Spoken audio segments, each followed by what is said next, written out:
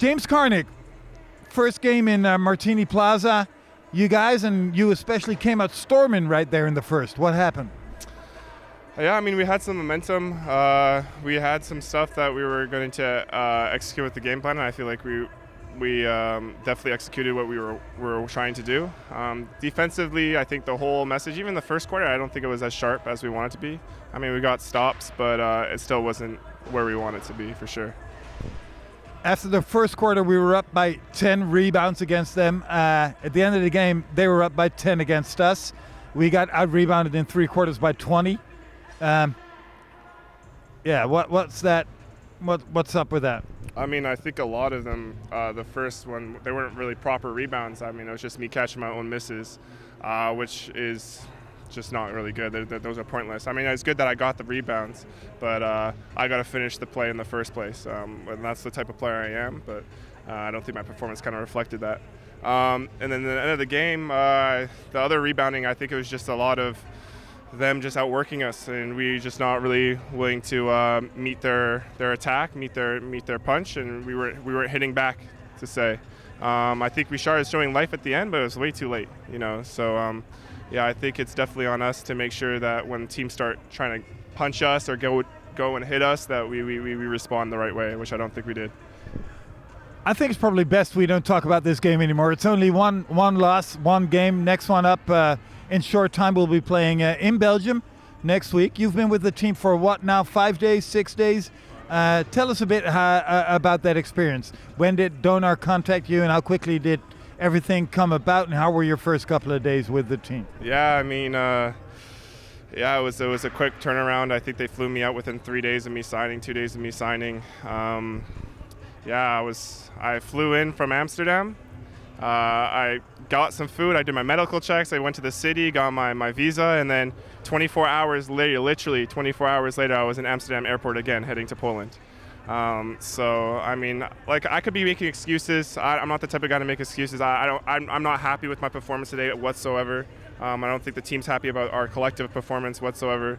It was just on us to do it. But yeah, for me, it was just lots of quick turnarounds.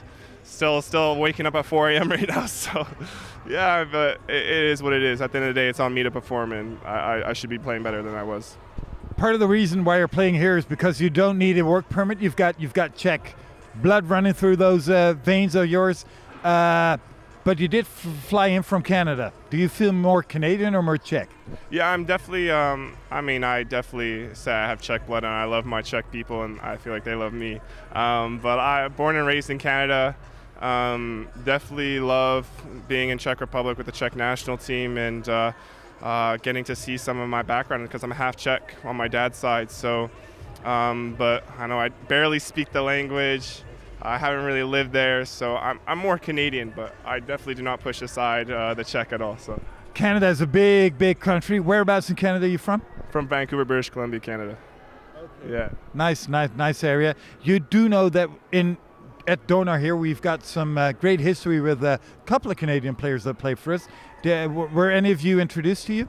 No, actually, I don't have too much experience with the Canadian players that play here. We had Ross and Henry Beckering play for us. They played their college ball at Calgary, I believe, one of the bigger programs in Canada. They didn't play in the United States. We had Stephen Ross play for us, a power forward, who now owns a fitness shop in Brussels. He's Canadian. We got Kevan playing for us. He's Canadian. So yeah, big line of Canadian players that were successful, that brought us championships and titles. So what's the perspective for you this year? What are you gunning for? I mean, yeah, I don't think any player is going to come and tell you that we're here to lose. I mean, I know the score doesn't reflect how we want, but tough competition though. Yeah, I know. I think we have a solid team. We're a younger team, so I think a lot of it's just us learning to come together. I think that's the thing about IQ, is you're really able to learn players faster. So since we're a younger team, I think it's going to take a little bit more for us to get that connection. But I think we're willing to make the effort, obviously, and do what we have to do to make sure that we can bring a championship caliber team, because I don't think any of us is here to waste our time. I know I didn't fly all the way from Canada to waste my time with just losing games by 30. So that's absolutely unacceptable, yeah.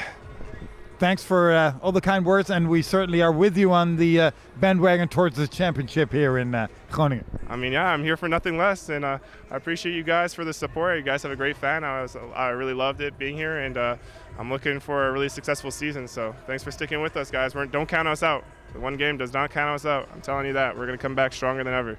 James Karnik, ladies and gentlemen. Coach André Stimac, right off our second home game, 17-99 for Kortrijk Spurs. We got off to an okay start, at least scoring-wise. We out-rebounded them in the first quarter. Then everything went wrong. What happened? I think the intensity is everything in basketball, and the team that can keep up the intensity for a long time is more prone to win. We are not at the level that we can, with the rotation and all the circumstances, keep up with that for 40 minutes, and this paid off. I don't think we were beaten by something spectacular, but I think that actually the spectacular part is to see somebody being able to go in the same intensity for 40 minutes. You changed the rotation, new starting five, also people coming off the bench and starting that were on the bench before. Was that necessary, or did you see something in the previous games that you didn't like? We had a slow start in previous games, and I think that we were partly influenced also by the injuries. I think for me that is important. Who ends the game, not who starts it. Of course, we all live from the wave and the beginning, and we can build on that. But I think that we shuffled the things up just to make sure that we give the responsibilities to the players who have the most rights. This meant that, for instance, Stein Hinsbergen, who had to play a lot of minutes at the beginning of the season because of the injuries we had, didn't come off the bench today. How did he take that, and is that something we're going to see in the next couple of games as well? I think the level of intensity and just the overall running, I didn't see him as the best fit here. That was my choice. It doesn't mean anything for the upcoming games. I'm very satisfied with how he's working, how he's going strong and hard, and I think he's a valuable piece for us. It was just something that I was thinking that we need maybe, to put the light on the core of the team and try to see from there. In this game, our opponent scored 99 points. Their 16-year-old guard nearly scored the 100th and 101 point right at the end there. I can't remember we played any zone. Did you ever consider playing zone today on defense? We didn't have time to prepare zone. I think that I will sound in some way, somehow, but in our progression with everything that we had so far, and also the European trips, they don't help in this way. We want them, we like them. Those games are bringing something at the end. But I don't think that you know me well if you don't think that I was thinking about plan B, etc., etc. I think that we just haven't had time because James just came with us, team just recovered, players were shuffling positions, but yeah, I think we are going to make progress and steps in upcoming period to be able to stay focused. I don't think we should go as the zone as our saving thing, because the intensity is something that we have to oppose to.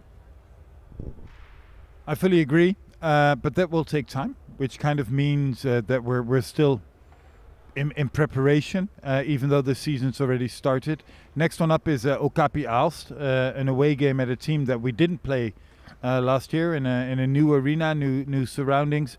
What is there anything we can expect differently from this game? You've got a week to prepare now, just a bit more time than you had for this game and the last game. A bit more time for James to get used to his new teammates. Certainly, we are going to practice. We are going to use those days to prepare the best we can, and show improvement and to be better each day than we were today. That's the thing we can control. That's the responsibility we have to take, and this is where we are going. Thank you, and good luck for the upcoming games. Thank you.